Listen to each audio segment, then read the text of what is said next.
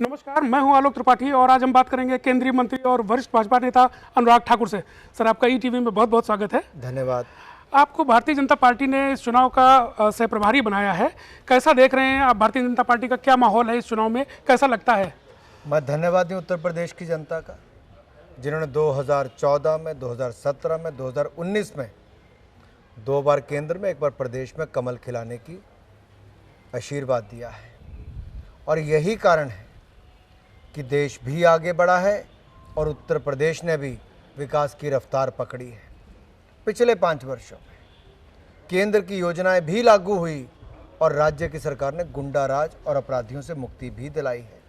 और ये बड़ा कारण है कि 43 लाख लोगों को पक्के मकान 5 सालों में बना कर दिए, 1.5 करोड़ घरों तक बिजली का कनेक्शन दिया, 1 करोड़ 86 लाख बहनों को रसोई गैस के सिलेंडर, घरों को नल से स्वच्छ जल देने की शुरुआत की है, 5 लाख का इलाज 15 करोड़ लोगों को मुफ्त में देने का काम किया है।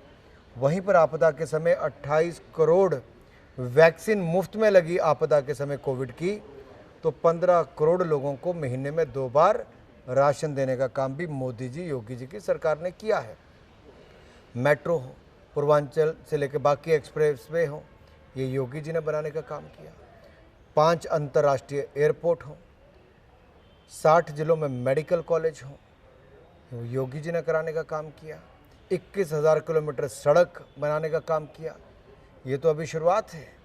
ये डबल इंजन की सरकार निरंतर चलती रहेगी तो उत्तर प्रदेश जो पिछले 5 वर्षों में 9वें स्थान से दूसरे स्थान पर पहुंचा है, अगले 5 वर्षों में हमारी कल्पना है कि उत्तर प्रदेश को नंबर 1 राज्य बनाएंगे। चाहे खाद्यान्न की बात हो या आपने वैक्सीनेशन की बात की, ये दोनों केंद्रीय योजनाओं की बात है। ये उत्तर प्रदेश का चुनाव है, उत्तर प्रदेश के मुद्दों पे और यहाँ की सरकार के काम पे होना चाहिए। आपको ऐसा लगता है? क्योंकि हम कोशिश कर रहे हैं, अक्सर देखते हैं कि मोदी जी के काम का भी हम लोग श्रेय लेते हैं चुनाव के लिए। मैं 2 बातें यहाँ पर रखना चाहता हूँ।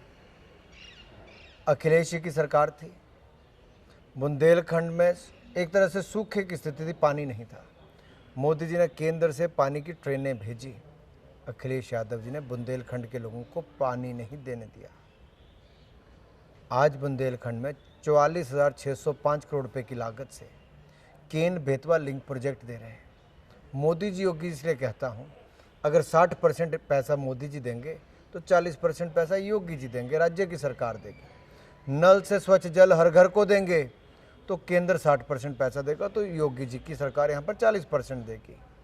इसी तरह से ही जो बाकी योजनाएं भी हैं उसमें राज्य का हिस्सा राज्य की सरकार देती है। डबल इंजन की सरकार इसीलिए कहा जाता है कि हम केंद्र से तो देते हैं। अखिलेश जी तब नहीं बनाते थे, हम तो प्रधानमंत्री आवास योजना के पैसे गरीबों के लिए देते थे, लेकिन अखिलेश यादव जी गरीबों के पक्के मकान नहीं बनाते थे। बिजली के लिए हम तब भी तार देते थे, तब नहीं लगवाते थे। यही अंतर है। हमने घर दिए तो योगी जी ने घर बनवाने का काम जमीन पे करवाया है। शुरुआत के 2 चरण कहा जा रहा है कि बहुत टफ है भाजपा के लिए, बहुत कड़ा मुकाबला है वहां पे, और तीसरे चरण का मतदान आज हो रहा है। कैसा आपको लगता है? क्या ये बात सही है कि आपके लिए मुश्किल है या बहुत संघर्षपूर्ण मुकाबला है? जनता का इतना आशीर्वाद, स्नेह, प्रेम मिला है, ये साफ दिखाता है कि एक बार फिर भारतीय जनता पार्टी 300 पार करने जा रही है। ये जनता के आशीर्वाद से ही है। जो काम किया है मोदी जी, योगी जी की सरकार ने, उसके कारण ही ये होने जा रहा है। और मैं इसके पीछे तर्क बता सकता हूं आपको। अखिलेश जी 2012 में अपने घोषणा पत्र में कहा था कि मुस्लिम युवाओं के आतंकवाद के चार्जेस को ख़त्म करेंगे, मुकदमे वापस लेंगे।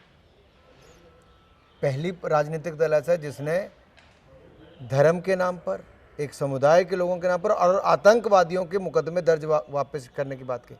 वापस करने की, दर्ज करने की नहीं, वापस करने की। और कहा पुलिस वालों के खिलाफ कार्रवाई करेंगे। क्या ऐसे लोग सत्ता में होने चाहिए जो देश पर आतंक फैलाने वालों को संरक्षण देने का काम करे? साफ दिखता है सपा का हाथ आतंकियों के साथ। और मैं इसलिए कहना चाहता हूं, अहमदाबाद के जो सीरियल ब्लास्ट थे उनमें जिन 49 लोगों में से 38 को फांसी की सजा और 11 को उम्र कैद हुई है, उनमें से सीधे तार अहमदाबाद बम धमाकों के समाजवादी पार्टी से जुड़े हैं। हाँ, एक के पिता की फोटो आई है अखिलेश जी के साथ जो पहले आप दिखाई गई, और भाजपा ने आपने भी शायद प्रेस कॉन्फ्रेंस की थी। मैं जानना चाहता हूँ कि जब इतने सारे काम आपकी केंद्र सरकार ने और राज्य की सरकार ने किए हैं, फिर क्यों ये आतंकवाद का मसला या जिन्ना का मसला, ये सब विषय क्यों लाने पड़ते हैं? मैं आपके माध्यम से ईटीवी भारत की जनता से, दर्शकों से ही कहना चाहता हूँ, क्या आपके लिए अपने बच्चों की और अपने देश की सुरक्षा जरूरी है कि नहीं है? क्या आप चाहते हो कि आपके राज्य में, देश में बम विस्फोट हो, आतंकवादी घटनाएं हो? अगर ये होगा तो ना आपका उद्योग चल पाएगा, ना आपके बच्चे स्कूल जा पाएंगे, ना आप बाजार जा पाओगे, ना दुकानें खुल पाएंगी। किसी भी राज्य और देश के लिए सुरक्षा ही सबसे महत्वपूर्ण है। और हमारी पार्टी ने, भारतीय जनता पार्टी ने, जीरो टॉलरेंस आतंकवाद के खिलाफ रखी है। जी। ये जो अहमदाबाद के हमले हैं, इसको एसआईटी का गठन मोदी जी ने उस समय किया, मुख्यमंत्री थे 2008 में, खुद गए घटनास्थल पर, पुलिस कमिश्नरेट खुद गए, अस्पताल खुद गए, एसआईटी बनाई, 19 दिन के अंदर इनको गिरफ्तार करने का काम आतंकवादियों को करने का किया था, मसला हल कर दिया। आज 2008 के 2022 हो गए, 14 साल लगे इनको फांसी की सजा सुनाने के लिए। मैं इतना ही कहूँगा, ये तो हमारी जीरो टॉलरेंस की नीति थी, तब जाके ये हुआ है। बहुत सारे केस कांग्रेस के टाइम पे ऐसे जो आज तक रिजॉल्व ही नहीं हो पाए। ये क्योंकि जाति और धर्म के साथ आतंकवाद को जोड़ते हो। आतंकवाद का कोई धर्म नहीं होता। अब आप कहोगे कि ये जो 49 चुने गए जिनको फांसी की सजा और उम्र कैद हुई, एक ही समुदाय के थे। मैं तो यही कहता हूँ, आतंकवादी आतंकवादी ही होता है। वो निर्दोष लोगों की जान लेने का काम करता है, भय पैदा करने का काम करता है, देश के खिलाफ काम करता है, देश को तोड़ने का काम करता है। और ऐसी देश तोड़ने वाली ताकतों को जब सपा का साथ मिलता है, मुख्यमंत्री अखिलेश यादव उस समय रहते हुए बिरयानी खिलाने के लिए आतंकी के पिता को बुलाते हैं, तो ये अपने आप में बहुत बड़ी प्रश्न चिन्ह खड़ा करता है कि सोच क्या है। आजमगढ़ को आतंकवाद का गढ़ बनाते हैं। मैं तो यही कहूँगा, ये वही हवा है, वही सपा है। जनता जिनसे खफा है, करना चाहती दफा है। और 10 मार्च को अखिलेश यादव कहेंगे ईवीएम बहुत बेवफा है। जी, लेकिन यही समाजवादी पार्टी आप पर आरोप लगाती है कि जितने उनके काम थे उनका फीता काट रहे हैं आप।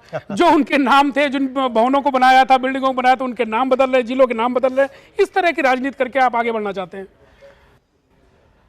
एक अधूरा एक्सप्रेसवे बसपा सपा के समय बना। हमने 4 नए एक्सप्रेसवे मात्र 5 वर्षों में बनाए। 70 साल में 2 एयरपोर्ट अंतर्राष्ट्रीय थे, हमने 5 किए हैं। 15 मेडिकल कॉलेज 70 साल में थे, हमने 60 कर दिए हैं। कब? 5 सालों के अंदर। ये अंतर नहीं दिखता। यही नहीं, गरीब को पक्का मकान मिलता ही नहीं था, सिफर था सपा के समय। ये तो गरीबों की जमीनों पर कब्जा करवाते थे बसपा सपा वाले। हमने वो जमीनों को भी खाली करवाया, माफिया से मुक्ति दिलाई। 64,000 एकड़ भूमि है। आज हम क्या कर रहे हैं, गरीबों को आवासीय पट्टे पर भूमि देंगे मकान बनाने के लिए, मकान भी मुफ्त में बनाकर देंगे, बिजली का कनेक्शन और पानी का कनेक्शन भी मुफ्त में देंगे। ये मोदी योगी की सरकार है। लेकिन क्या आप मानते हैं कि इस चुनाव में महंगाई एक बड़ा मुद्दा है? महंगाई बढ़ी है? मुझे लगता है, आप तुलना करके देखिए कांग्रेस की केंद्र की सरकार और भारतीय जनता पार्टी की सरकार। उनके समय 15% महंगाई थी, हमारे समय 4.5-5% महंगाई है, जो कि दुनिया भर के हिसाब से, भारत की अगर आप दृष्टि देखेंगे उसके हिसाब से ठीक है। कुछ आइटमों के दाम बढ़े होंगे, अंतर्राष्ट्रीय तेल के दाम बढ़े, उसका प्रभाव सीधे तौर पर यहाँ पर पड़ता है। लेकिन हमने केंद्र और भाजपा शासित राज्यों ने, साफ कहता हूँ, भाजपा शासित राज्यों ने तेल के दाम करने के लिए अपने टैक्स कम किए, लेकिन कांग्रेस शासित राज्यों ने नहीं किए। लेकिन विरोधी प्रचार कर रहे हैं कि चुनाव खत्म होते ही फिर पेट्रोल के दाम बढ़ जाएंगे। ऐसा नहीं है जी, राज्यों की सरकारों ने कम किए। जी, आज गुजरात में चुनाव नहीं है, हिमाचल में चुनाव नहीं है, मेघालय में चुनाव नहीं था, कर्नाटक में चुनाव नहीं था, हरियाणा में चुनाव नहीं था।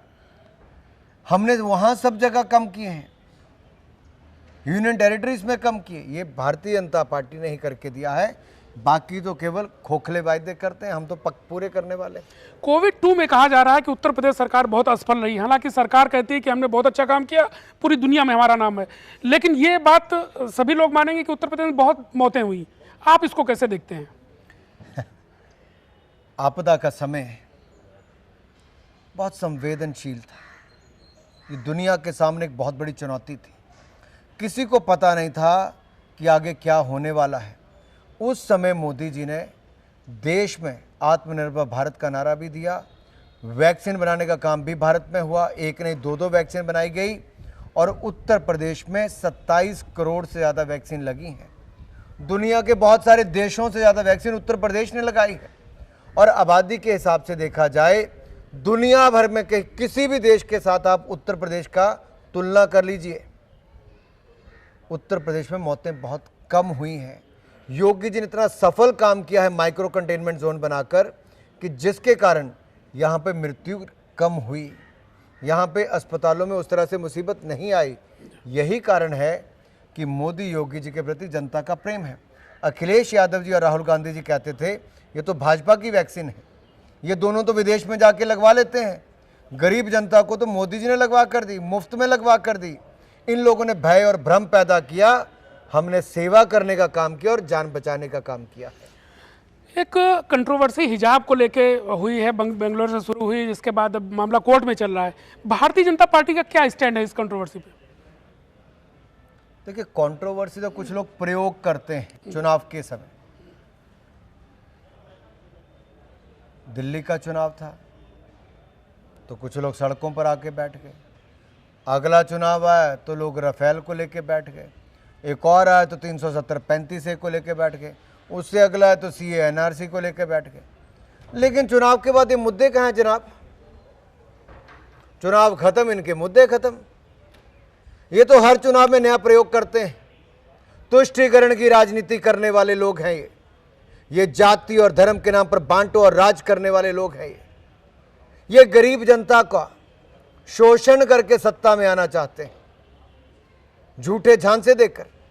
ये जो पिछड़े के नाम पे, गरीब के नाम पे, किसी के नाम पे अपनी राजनीति करते हैं, सच्चाई ये है गरीब के नाम पे वोट लेके इन्होंने अपना पेट भरने का काम किया है। नहीं तो आज तक 70 सालों में गरीब के पास क्या पक्का मकान नहीं होता, नलका ना होता, बिजली का कनेक्शन ना होता, 2 वक्त की रोटी खाने का इंतजाम ना होता? ये मोदी जी ने किया है। बैंक खाते तक 45 करोड़ मोदी जी ने खोले हैं। क्यों? क्योंकि जिस व्यक्ति ने गरीबी देखी और सही मायने में आके गरीब कल्याण का काम किया है। और ये मैं इसलिए कह रहा हूं, आंकड़े बोलते हैं। लेकिन जो आप ये कह रहे हैं कि ये कंट्रोवर्सी, ये मुद्दे तो आपको भाते हैं। कहा जाता है कि चुनाव के समय ऐसे मुद्दे भाजपा को लगता है कि फायदा दिलाते हैं। मैं आपको चलो एक बात और करता हूं जी। ट्रिपल तलाक बहुत विषय बनाया, कहाँ मुद्दा है आज? मुस्लिम बहनें बहुत खुश हैं कि नहीं खुश हैं? है कि नहीं? जब अरब के देशों ने ख़त्म कर दिया तो यहाँ पे कहाँ पे? और यही नहीं, इसके अलावा 18 साल से 21 साल उम्र शादी की तो बेटियों को हमने सशक्तिकरण किया कि नहीं किया? बेटी बचाओ बेटी पढ़ाओ, किसका सशक्तिकरण? बेटियों का। ट्रिपल तलाक से निजात, किसका सशक्तिकरण? महिलाओं का। ये जो बाकी सुविधाएं दे रहे हैं, महिला सशक्तिकरण है। गैस देना है, पानी देना है, शौचालय की सुविधा देना है, पक्का मकान देना है, 5 लाख का इलाज मुफ्त देना है, महीने में 2 बार मुफ्त राशन देना है। ये महिला सशक्तिकरण है जी। ये हमारी सरकार ने किया, मोदी सरकार ने, योगी सरकार ने। ये इन लोग इस पे बात नहीं करते, हिजाब की बात करते। क्या है हिजाब? क्या आपको हमने कहा कि आप जैकेट पहन के आइए, पैंट पहन के आइए, मैं कुर्ता पजामा क्यों पहने? ये हमारा अधिकार है। लेकिन बाहर है, मैं किसी कॉलेज स्कूल में पढ़ता हूं तो वहां की यूनिफॉर्म उस शिक्षण संस्थान का अधिकार है कि क्या ड्रेस कोड होना चाहिए। और ये आज कंट्रोवर्सी कहां से आ गई? इस चुनाव में आपने मैं पूछता हूं, आज ये कंट्रोवर्सी कहां से आ गई? क्या संविधान सबके लिए एक बराबर है कि नहीं है? बिल्कुल। जब यूनिफॉर्म सिविल कोड की बात आती है तो क्या है? एक समान अधिकार। उसमें सबसे ज्यादा सशक्तिकरण किसको मिलेगा? महिलाओं को मिलेगा।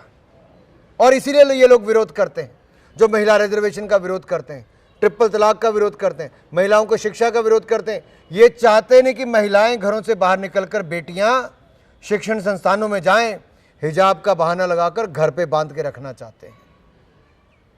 जितनी महिला शिक्षित होगी, अपने अधिकार को उतना समझ पाएगी, उतना ही उसका सम्मान भी बढ़ेगा और सशक्तिकरण भी होगा। आपने काफ़ी प्रचार किया, उत्तर प्रदेश पूरा घूमे हैं, आपको क्या लगता है इस चुनाव में कितनी सीटें भाजपा जीत लेगी? 2017 हो, 19 हो, भाजपा ने ट्रिपल सेंचुरी लगाई और 2022 में भी ट्रिपल सेंचुरी लगाएगी, 300 पार करके दिखाएगी। जी, एक आखिरी सवाल आपसे, क्योंकि आप हिमाचल से आते हैं, पंजाब पे आपकी पैनी निगाह जरूर होगी, क्या वहाँ पंजाब में क्या अनुमान है, भाजपा वहाँ पे कैसा कर रही है? देखिए, अरविंद केजरीवाल जी वहाँ पर गए 2-3 बातें करने। क्या मुँह लेके अरविंद केजरीवाल जी वहाँ वोट मांगने गए? दिल्ली सरकार में तो उन्होंने ना पंजाबी को मंत्री बनाया, ना सिख को बनाया, ना महिला को बनाया। पंजाबी दूसरी भाषा थी दिल्ली में, उसको हटा दिया, उर्दू को बना दिया। दिल्ली में पंजाबी टीचर रखने का उन्होंने कहा था 3000 रखेंगे, नहीं रखे, जो 450 थे उनको हटा दिया। तो पंजाब में क्या मुंह लेके वोट मांगने जाएंगे? पंजाब में जाके कहते हैं कि मैं नशा मुक्त पंजाब कर दूंगा, जबकि दिल्ली में मोहल्ला क्लिनिक में दवा नहीं मिलती, लेकिन हर मोहल्ले में दारू मिलती है। ठेके खुलवा दिए 3-3। और नशा मुक्त पंजाब किसके साथ? भगवंत मान के साथ, जो आज एक बूथ की बजाय दूसरे बूथ पे पहुंच गए, जिनको पता ही नहीं, जिसको सुबह शाम का इंतजार नहीं करते। आपको लगती है ये नशा मुक्त करेंगे, मुफ्त नशा करेंगे? आपको लगता है आपकी पार्टी वहां सत्ता के करीब पहुंचेगी? भारतीय जनता पार्टी के बिना पंजाब में सरकार नहीं बन पाएगी। भारतीय जनता पार्टी बहुत अच्छा प्रदर्शन करेगी, नया पंजाब भाजपा के साथ ही बनेगा और हिंदू सिख भाईचारे के लिए भारतीय जनता पार्टी का पंजाब की सत्ता में आना बहुत जरूरी है।